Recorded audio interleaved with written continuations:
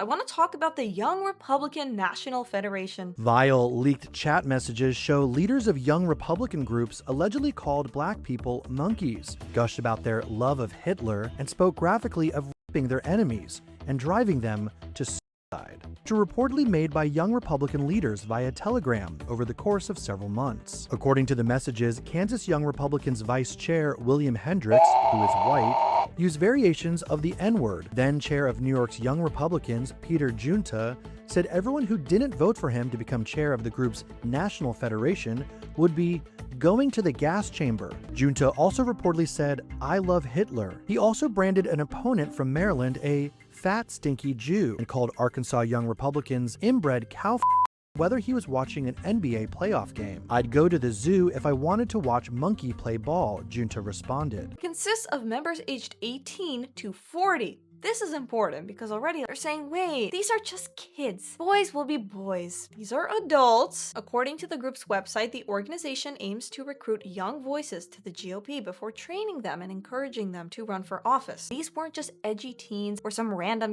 basement dwelling trolls, which those have existed, they'll always exist, and to that I say let kids play with the other kids. But adults speak with other adults in the room, so you have to be professional. Yes, dark humor exists, but context matters, especially being in your position, right, at a time when people are already stereotyping Republicans as racist, they're all homophobic, they're all sexist, they're all whatever, and extreme, and they have issued a statement. We are appalled by the vile and inexcusable language revealed in the Politico article published today. So others are arguing that such individuals were youth leaders, not elected public officials, though Douglas in Vermont is an active state senator. Yeah, so again, these are people wearing suits, waving the American flag, claiming publicly we're not like who they say we are. This is not a good look. Grow up. I'm sorry. Focus on the real issues. Don't focus on what kids say in group chats.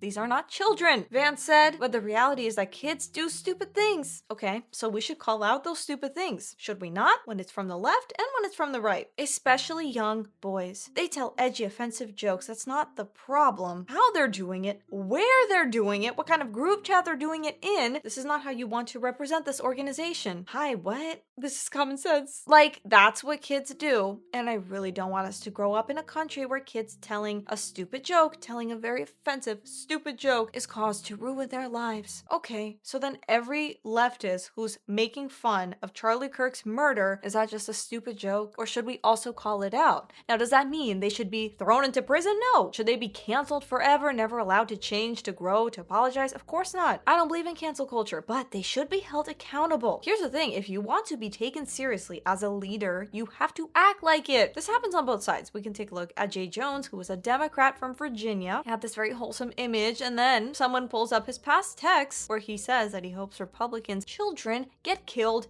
not their careers, not their policies, their kids. So that is obviously not political commentary. That's just straight up bloodlust. In exchanges, Jones appears to call for violence against then Virginia House of Delegates Speaker Todd Gilbert, his wife Jennifer, and their children. If those guys die before me, I will go to their funerals to piss on their graves. 3 people, 2 bullets. Gilbert, Hitler, and Pol Pot. Gilbert gets 2 bullets to the head. Spoiler, put Gilbert in the crew with the 2 worst people you know, and he receives both bullets every time. Jay, please stop. LOL, okay. If we're actually going to fight racism, bigotry, we don't get to pick and choose when to care, right? Only when it's convenient. No, this is the horseshoe effect in action, right? The far left and the far right, they are more alike than they'd ever admit. Same inability to take a breath and use logic. But also when you keep overusing words like racism, like sexism, like anti-Semitism, like homophobia, you take attention away from real cases of that. We have to be able to call it out no matter where it comes from. I know that may sound really hard for some people. If we want to have any shot at actually reducing hatred and division, then we have to be consistent. We cannot fight bigotry with more bigotry. And that's all for today's video, guys. You let me know what you think in the comments below. Also, like, share, subscribe, hit the notification bell to see more videos like this, and I'll see you in the next one. Bye.